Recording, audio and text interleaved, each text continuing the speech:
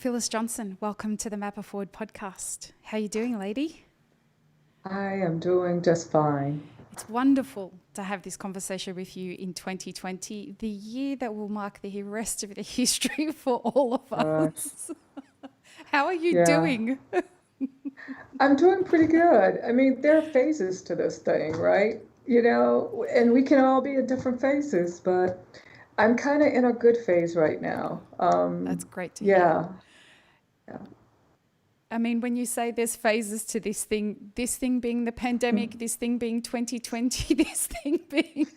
just yeah, this hopefully this one year, hopefully, I don't know, but I'm very hopeful that this is just a year to remember.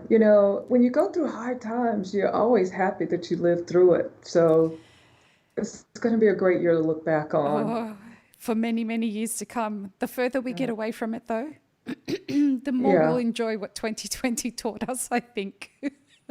for sure, for sure.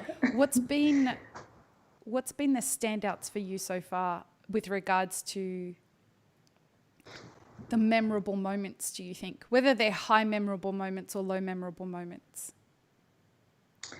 Yeah, the despair. I think there's Mm, been personal feelings of despair, like, oh my, what really is happening from a personal perspective as well as from kind of a more global, broader yep. perspective.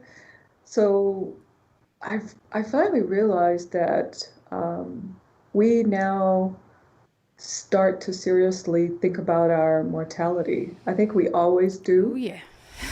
but hearing about so many people passing away that were, you know, before it seemed untimely, rather, Mm. um, I think we all kind of had to come to grips with that, you know, realizing what was going on with the pandemic. So, yeah, as far as a high, having my kids come back in the house. That must have been lovely. Um, For every mother, that's like the highlight of everything, yeah, isn't it? yeah, yeah. Usually you're stuck in the house by yourself, but my kids came home, so it was just the opposite for me. My house was now full and Yeah. exciting. So, yeah, but it wore off. So, just like with anything, it wears off. I love my kids, but they want way too much. They act like they're 8 and 10, you They're know. grown with like careers and everything, aren't they? Yeah, yeah, yeah. They want meals. They have expectations, even though they're 22 and 26. My son did go back to California and picked up you know, finishing his school, and my daughter is finishing school from here. But yeah, You're a busy yeah, they working expect a woman. lot. You're a woman of the world, so you ain't got time to look after no babies. Right. I did that. I did that. I don't need to do it No. again. Excuse me. Excuse me. I Mhm. um I have been, forgive me for saying this if it comes off in a very strange voyeuristic kind of thing. I have been fascinated watching particular people navigate 2020. You're one of them. Mhm. Oh, well, thank you. Thank You're you. somebody that I have a mountain of respect for, and that's a big mountain of respect that I have for you because I I watch the way that you contribute to the conversation in our industry, Mm. and I am constantly impressed, inspired, all of that kind of stuff, the good stuff, all of it, by the restraint and the assertiveness that you show when you do that. Specifically, I was watching more recently the conversation that you were having with SCA for the Black CEOs Mm. panel. Okay. And when you contributed to the conversation, I noticed a fire in you. Mm. that was different to the way I'd previously seen you contribute to conversations. Okay. And I don't know if that was me watching with different eyes or whether, was that fire, do you, does that make sense or am I just seeing it differently? Now that you say it, you might be right. I think you might be right. I remember after that conversation feeling like that I was too passionate. No. That, yeah, I thought, did you forget they were recording this? And I think I even said to someone, I don't know. I did, and I think it had to do with the topic, the conversation, the place we were in, the comments from the other guest. It was just kind of the environment that was created. Yep. It was just a moment for me to express what was really in my head. You said something in particular that I wonder if we could explore, because I didn't understand. I don't think that it was the right format for you to explore the thought. And I was fascinated by it. And I wonder if we might be able to talk about it today. Right. And so I had watched it before and rewatched it at midnight last night. Oh, wow. Okay. I kind of wanted you in my consciousness when I went to sleep so that I could process some of the ideas. And when I came to today's conversation and leading up to it, I thought, I don't want to have any ideas of what I want to speak about. I just want to figure out what it is that whatever comes up, comes up. And then, but this one thing stuck with me. You said, Black people are not a minority. And you need to take me out of diversity. They're the two. So when you said Black people are not a minority, I love the courage that it takes to make a statement like that. I would love to understand what your thought process is behind that. I don't have any opinions of whether I agree or disagree or anything like that. My great passion is exploring people's minds. And I think it's a deep privilege to be able to do so. And when I heard you say that, that was the first time I'd ever heard anybody say something like that. And I thought, ooh, a new idea. And you may not be comfortable to talk about it, and I'm absolutely okay talking to you about a million other things. No, I can talk about that. I don't even remember saying that, but I can remember when I realized that in my life. And it's interesting that that was something that stood out for you. I grew up in a predominantly Black environment as a child. Small rural community, houses, just a few houses, but very rural. Pretty much, I'd say 98, 99% Black. Maybe there was one or two, a family that wasn't Black, maybe a white family or a Hispanic family. Went off to college, and I saw my high school was predominantly Black. But when I went off to college, I had a whole different reality. Right. I went to University of Arkansas at Fayetteville, so it was predominantly white students. It probably had a population of less than, I don't know, it was definitely less than 10%, maybe even like 5%, I don't know. Wow. So from that point, my whole existence went from being Black to being white in my life, from leaving college to going to work in the workforce, to buying a house in a neighborhood, to just living my life and social life, and to seeing the world in a different perspective. So, um, I remember, I think it was when I can't remember exactly, but I remember just thinking about it as an adult and having had the opportunity to travel. I realized that the world wasn't as white as my world had become because Wow. that I had started to believe from what I saw and what I experienced that the world was really white predominantly. And Black people or people who were not white were just in a minority. And so maybe it was, traveling to Africa as a young adult that I realized that there are a lot of Black people, a lot of definitely Black and brown people on this earth. We're really not a minority. Mm. We can be a minority in certain spaces, in certain places, but we are not the minority that we're thought to be, I believe. If you look at Black people on a global scale, and the cool thing about Black people is that we have such a great diaspora.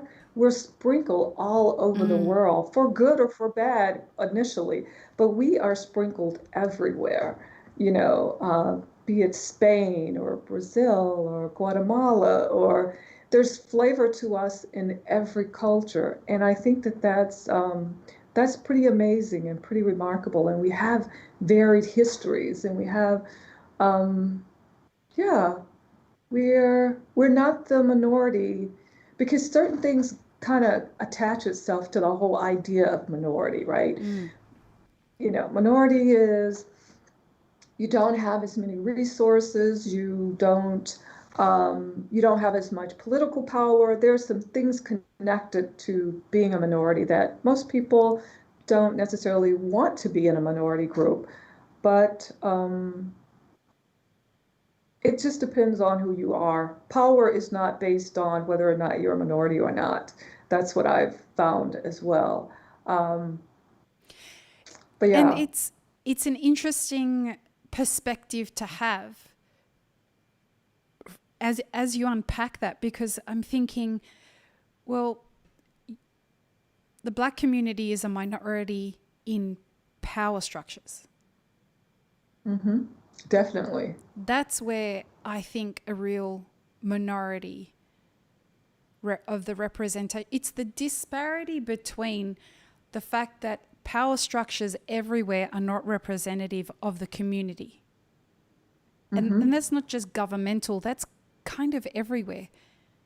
Hmm. And because it's not reflected in power structures, the people who are making decisions are always going to bias their own Hmm. perspective. It may not even be a malicious intention. It may be a malicious intention. Excuse me. Hmm. Regardless, Hmm. when your power structures are not representative of the different perspectives within the community they govern, you're always going to Hmm. have disparity. Hmm. I agree. Yeah, I Excuse me. like what you said about it being intentional or not intentional. I think that we don't quite fully recognize the value of not having everyone's voice at the Mm. table that should be at the table. Um, we think that we have the answers and we fight for position, and we can be for everybody, but we don't quite understand the needs of everyone. Right. And that can be a problem. And so what may appear to be malicious, Mm. intentional, can be really um, ignorance or in yeah. If we think about ourselves, we think about our own needs.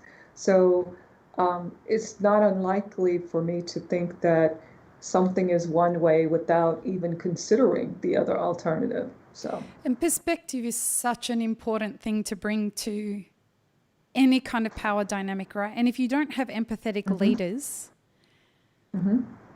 or you have corrupt leaders who are just looking out for their own self interest, you're never going to make a headway into having, what's the right word there? Having an elevated experience for the community, not just for the people in power. And I think what we're seeing in this moment, I'd love to hear what you think about this. We're seeing a real tectonic level clashing of people being fed up with how easy it is for power to be concentrated at a certain level that doesn't represent the needs and the benefits of the society in general. And that's and everybody is experiencing that. So everybody's saying, from the Black perspective, from the LGBTQ perspective, from the women's perspective, from the single parents' perspective, everybody's fed up. Right. Yeah. Yeah. I think it's a time. It's a time where we have to consider different voices. We're kind of moving away from a place where we used to occupy, where I'll give you an example. I live in Georgia now, and I grew up in the South. Coming back is quite interesting. And when we moved here, I noticed there was this gubernatorial race, governor's race, and there was a Black woman running for governor, Stacey Abrams. She became known all over the U.S., probably the world. And so it made me want to kind of go back and look at the history of Georgia, you know. And ever since Georgia was established, you know, I don't know how long ago that really was, but the same race and gender of person has been in that seat.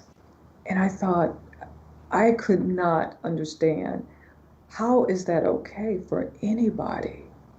I mean, if I were even a white man, I would be like, hey, y'all, wait, you know, let's just let somebody else try this for a while. But this whole idea of, you know, just going down the same tracks forever is where we are. And there's this vision of what it looks like, not from the point of, okay, I'm getting rid of you, you did a bad job, you're being displaced, whatever, not that, but there are other opportunities with other ideas and there are things we haven't done, there are thoughts we haven't had, there are conversations, there's so much more.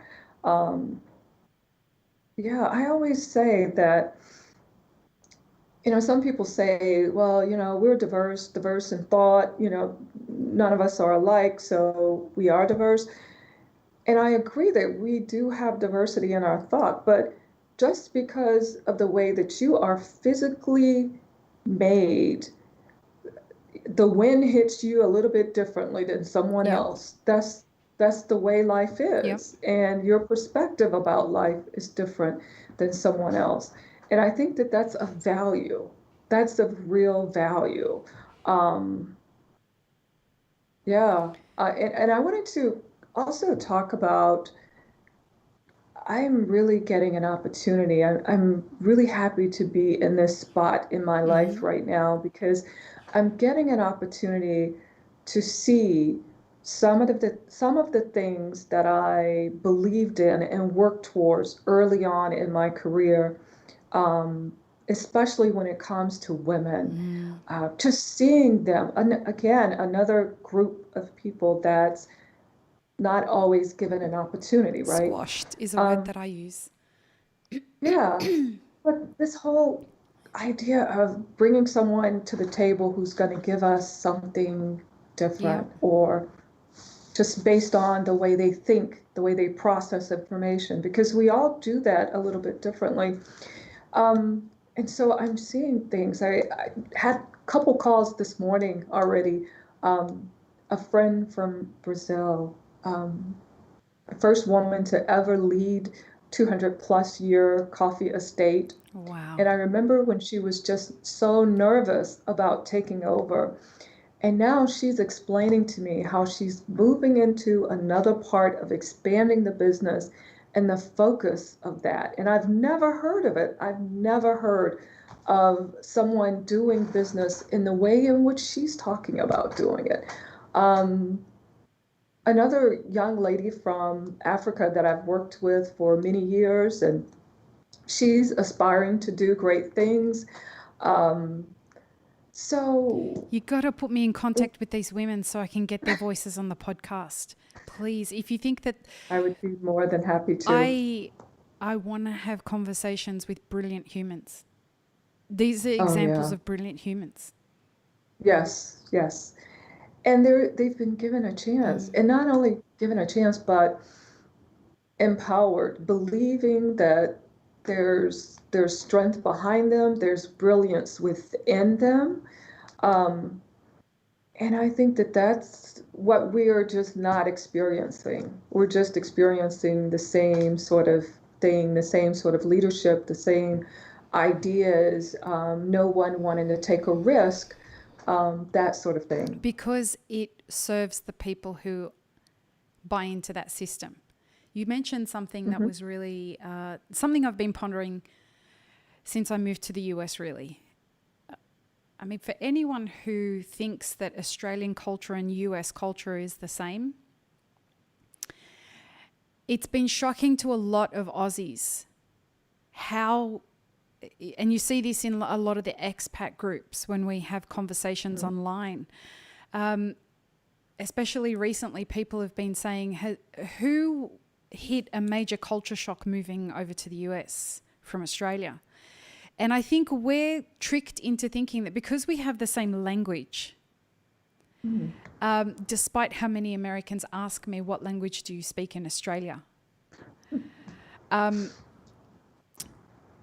We think that because we share a language and because we share a lot of cultural references, that we think the culture is the same, and it couldn't be further from the truth. Our cultures are as different as the Australian and the Syrian culture. The Australian and Wow. American cultures are very, very different. And when I look at what some of those, like, what is at the core of the difference in that? What causes to societies that were both colonized by the same people, similar land masses, but different population sizes? So Australia has only 23, edging on 24 million people in the whole country, whereas the US is somewhere around the 330 million, sorry. 300. 330 million. And something that I've noticed is Australia is a more community-based culture. America is a more individualistic-based culture. And when you look at the power structures that exist in that framework, there seems to be this idea, which I'm concerned will get worse as here in America we start to experience more hardship. But there's this idea of, I've got to look after my own. Which is it's an extension of that individualistic thinking. And so I think the difference seems to be empathy. That in Australia, this idea of mate, it's a core part of our value system. Here, what I've noticed is that the reason when you say give somebody else a turn,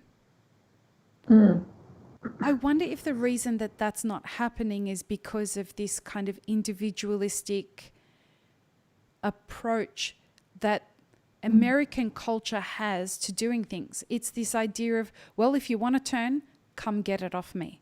But the framework is built in a way of subduing or squashing people who might do it better. So let's create a framework that's corrupt, that silences the voices that won't do what we need them to do, because we need them to do something that suits my agenda. It suits our people. We can't give other people a turn because there's a reckoning coming, and we don't want to be on the other side of that reckoning because we know how we fucked up in the past. And if we give them the opportunity, we're going to have to pay the piper.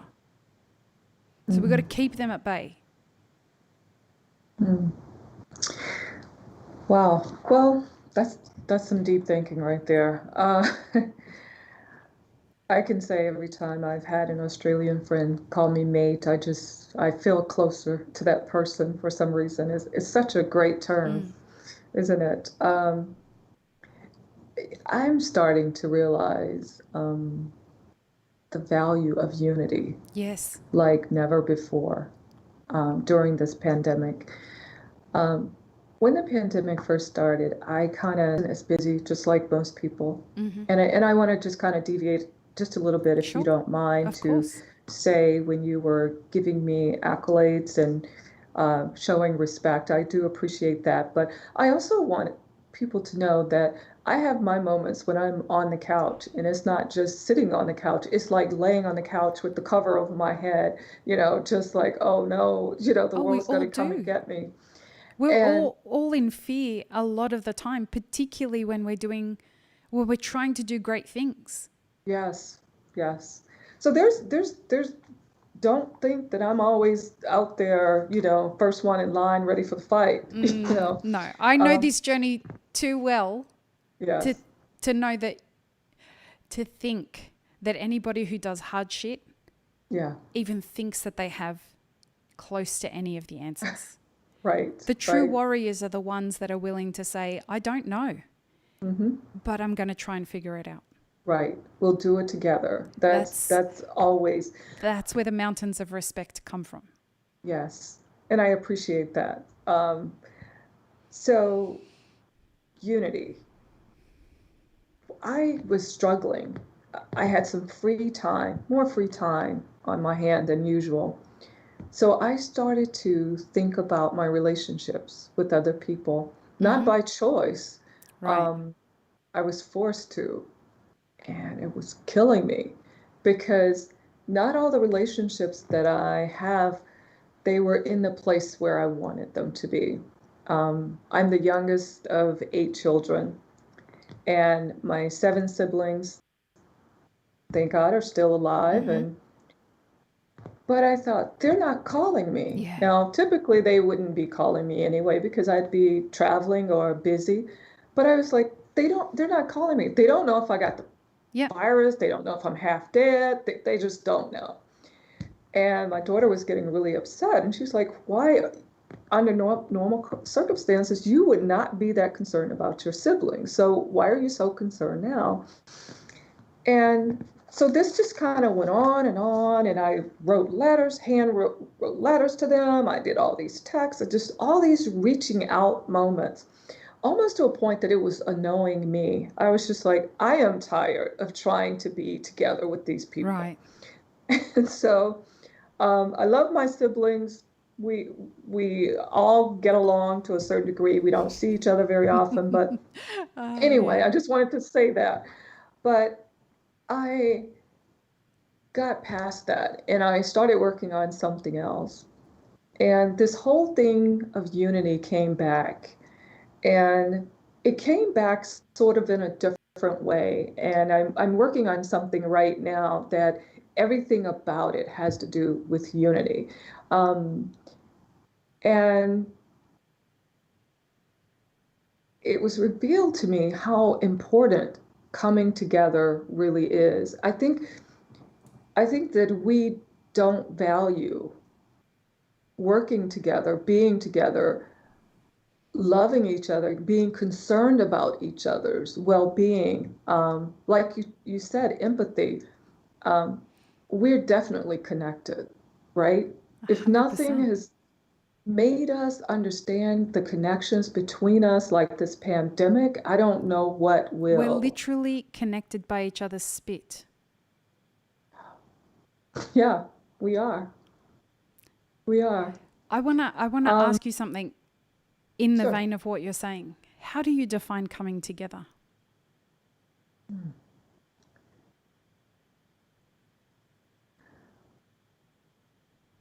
I think that it's more than a physical thing because right now we can't come together physically, right? We actually can harm and kill each other if we were to come together physically. I think this time has given us a chance to realize the value in us being on one accord, in us caring for each other. And that has to be through our hearts and minds. As hokey as that sounds, I feel that that's how we connect.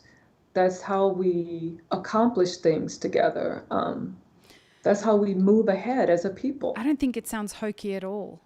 I think that it sounds terrifying for a lot of people because when you've been raised and generationally, Mm-hmm. individualism is the core value of a Mm-hmm. society. The idea of coming together hasn't been ancestrally passed down. Yeah. In in the Syrian culture, which is my ancestral culture, Mm-hmm. from my earliest memories are where we would sit together with my uncles and aunties and my parents and grandparents and whatnot. And we would sit together and we would sing Mm. the very old Arabic songs on like a Friday night or whatever. There'd be lots of food there and we'd sing. And the way you learnt about history and stories was through this idea of the exchange of these songs, Mm-hmm. and you'd learn them. And Mm-hmm. the way we participate as kids is we'd clap, like it's a rhythmic experience as well as a Mm-hmm. vocally expressive experience. These are the kinds of ways you intrinsically learn togetherness Mm-hmm. and community in the Mm-hmm. Syrian culture. The exchange of food, the exchange of stories, learning the art of conversation, Mm-hmm. understanding. I mean, there's stuff that's broken about it too, don't get me wrong, in that women are not allowed to do a certain bunch of things and men are not, and children are not allowed to speak at certain, whatever. It's about Mm-hmm. those things are evolving. But that was inherently programmed into me as a kid, simply through the act of getting excited about sitting with my family, even though I didn't even know how to speak Arabic, but I could participate by clapping. Mm-hmm. Mm-hmm. That sense of unity gave me a sense of there are people who have my back. I Mm. belong somewhere. I fit into this framework, this circle that we're all sitting in, and laughing and drinking and eating and whatnot. That's unity for me. Mm-hmm. And it Mm-hmm. was as a child. And it taught me that until I started reflecting on it in the last few years, I think I've always been chasing that sense of unity outside of the framework that existed in the Syrian culture. Mm-hmm. I've really struggled to find that sense of unity in the real world. Mm-hmm.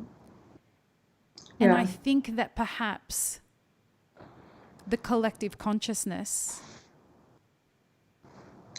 is starting to seek the deep thirst that gets satisfied by that kind of connection, the unity that you're talking about. Yeah. And we've been thirsty for too long. Yeah. Yeah. There's a saying, I heard it for the first time in October 2003. I was in Uganda with a group of Mm-hmm. women organizing groups right before the start of the IWCA Africa chapters. So it was our first interest meeting. And I don't know how the conversation started, but we said, why don't you offer your favorite, your favorite saying from your country? Wow. And someone said, your favorite proverb, right? And someone said, alone I can go fast, but together we can go far. Love And that. I just remember thinking, wow, that's it. That is really it.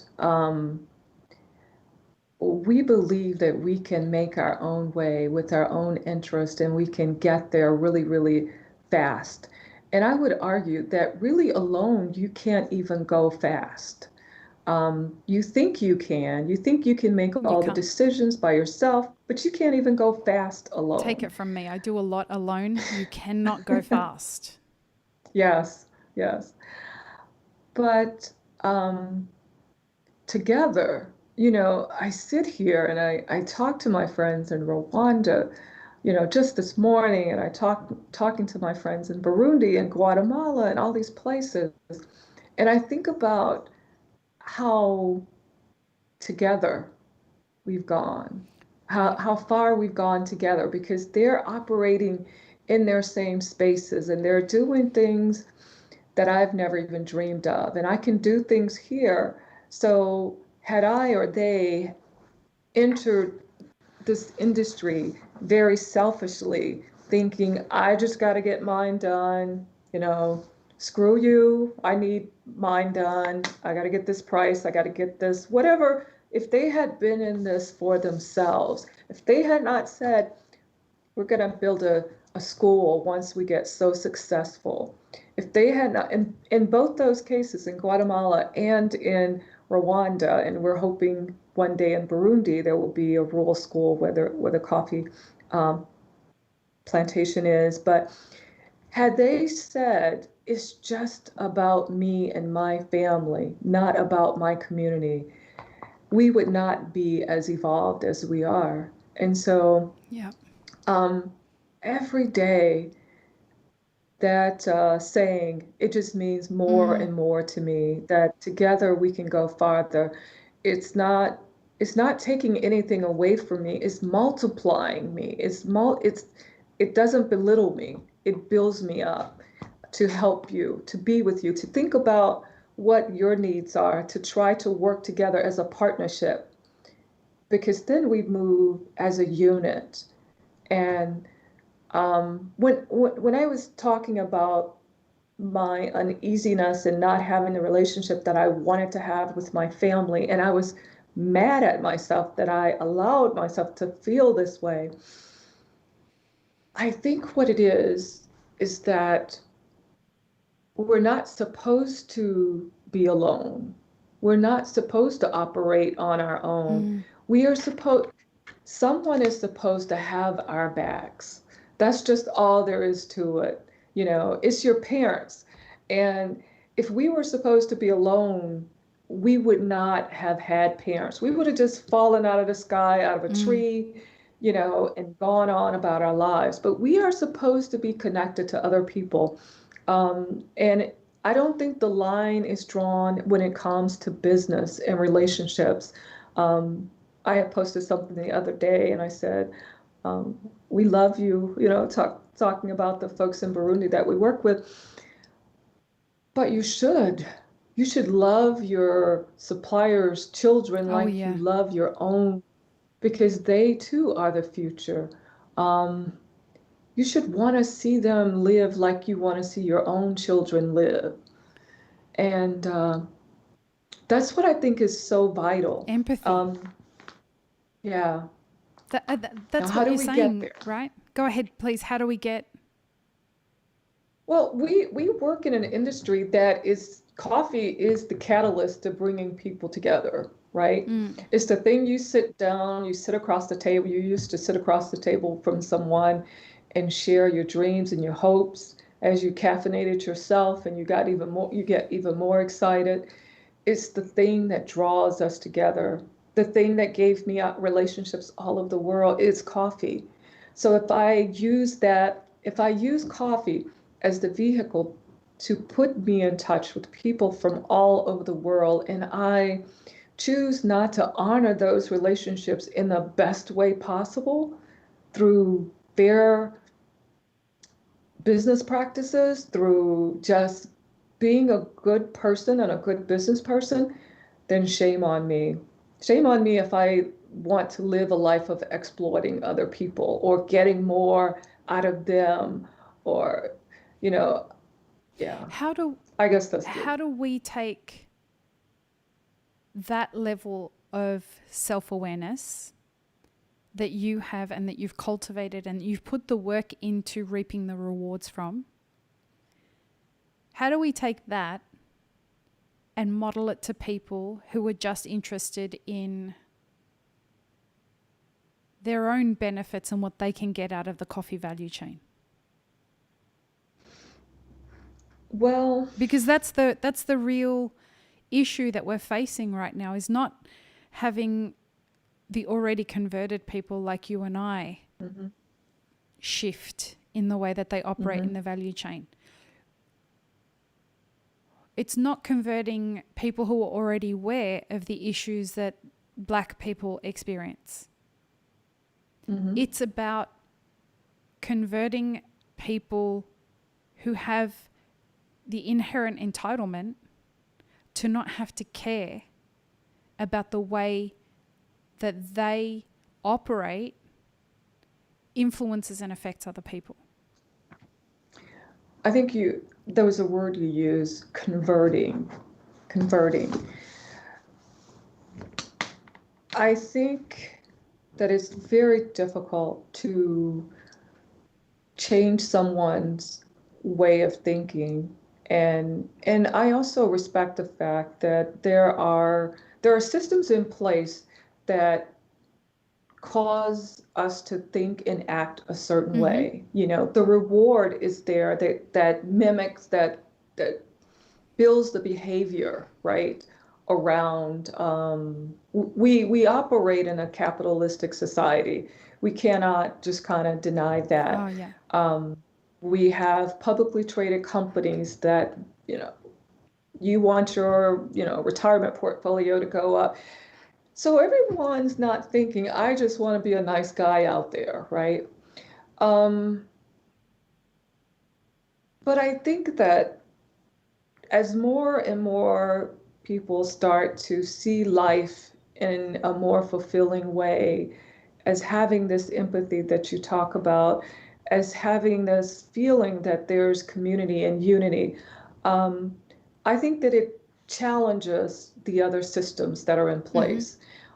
Because the thing that I've learned is that you can't change the way someone thinks or operate because it's very difficult because everything that they believe is based on the system in which they operate, and Right. they can't pretend to try to dismantle that system and then now operate in a new way. That for them is too much of a burden. It's just easier to just, let's just go Play get it. my Let's just role. conquer.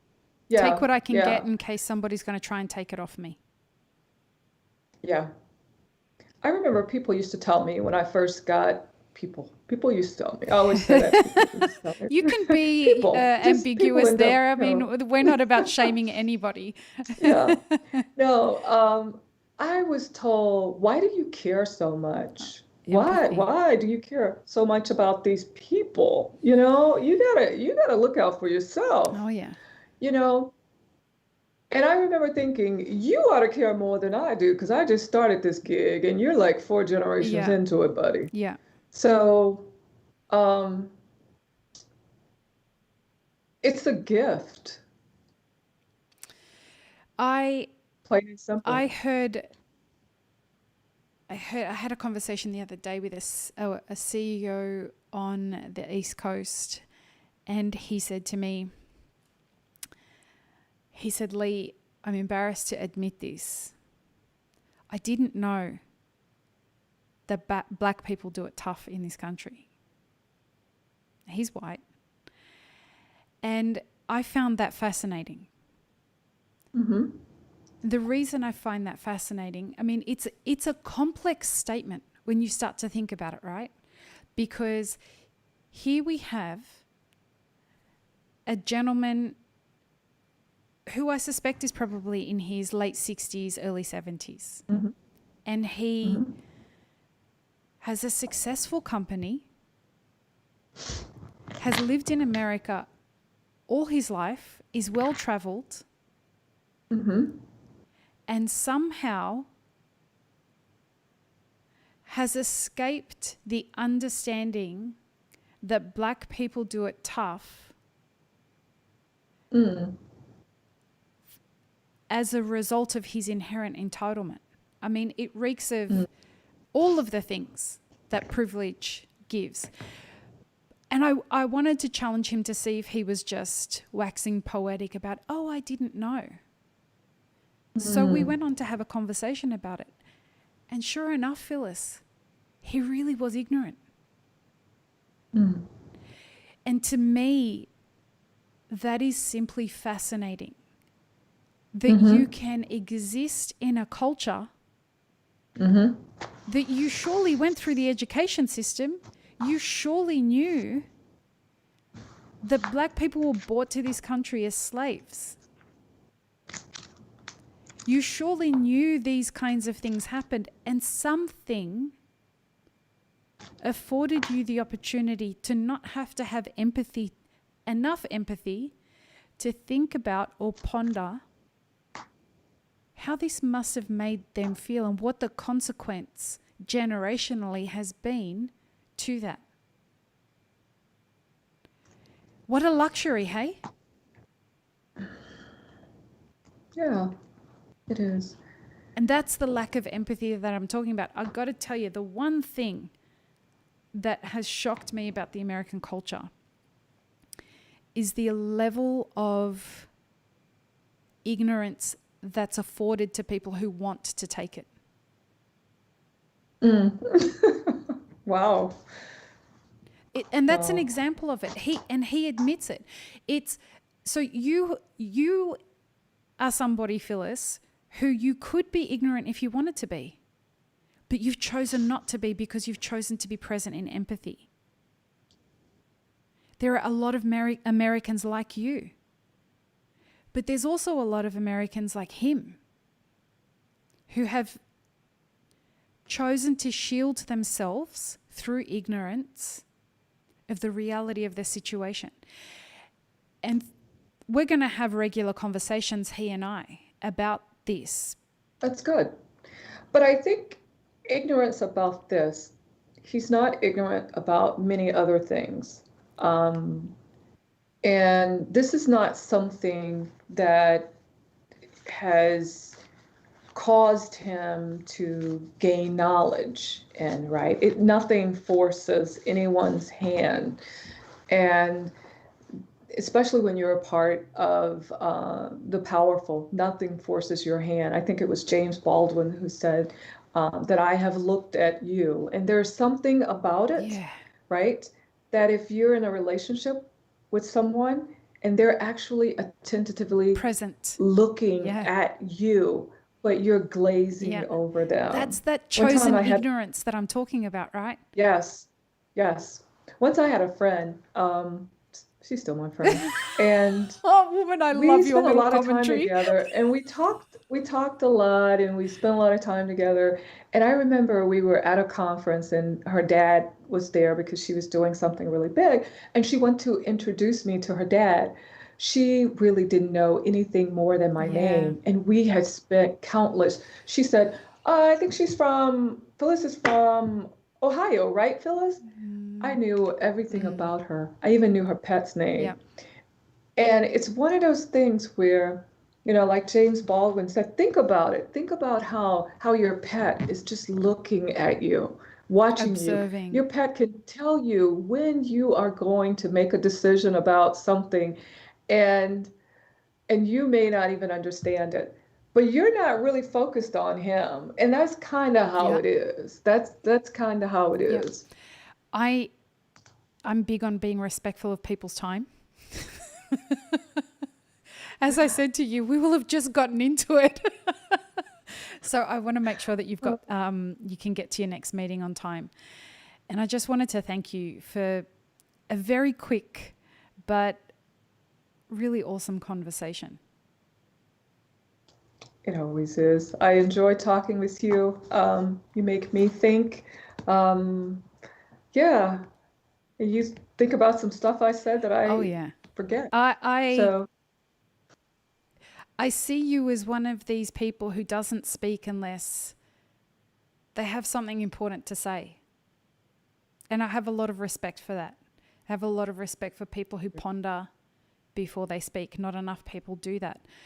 But more than anything, the respect that I have for you comes from the fact that as a woman or as a human who clearly has a lot of empathy, you understand the fear and vulnerability that's required in doing hard things. yeah. And for me, there's no reason greater than that to afford people the respect that they deserve when they've demonstrated to themselves and to the world the grit and staying power that's required to do hard shit. We can do it. Yeah, we can. We can do it. We can But do it. none of it comes easy, and you can't. That's the part of it, right?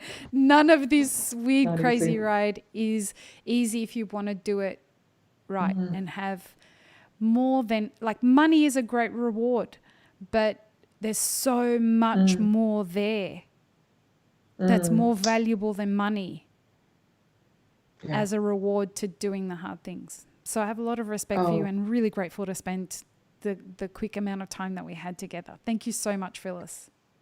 Same here. Same here. It was just a boost to my day. Oh, Thank thank you you. so Thank you much. for inviting me on your Have an show. amazing day. Take You care. too. Bye. Thank you. Bye-bye.